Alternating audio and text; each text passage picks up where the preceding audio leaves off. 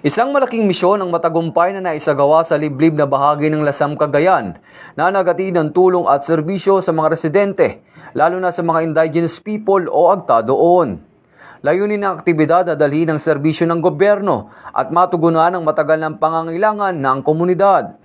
Matagumpay na naisagawa nitong ika-20 ng Setyembre, taong kasalukuyan sa Barangay Sicalaw, Lasam, Cagayan, ang Project Models Mission o Medical, Optical, Dental, Evangelism, Education, Legal and Other Services na hatid ng 2nd Cagayan Provincial Mobile Force Company o 2nd CPMFC.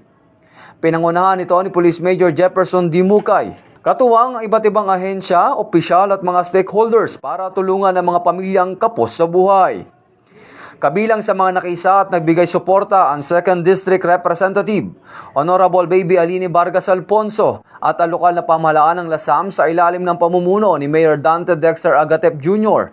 Sumuporta rin ang 17th Infantry Battalion ng Philippine Army, PNP Lasam at iba pang lokal na ahensya ng gobyerno.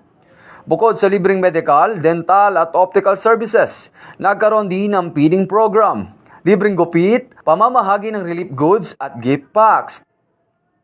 Naging tampok din ng Agta Got Talent at mga programa para sa edukasyon, kabilang ang donasyon ng libro para sa all students.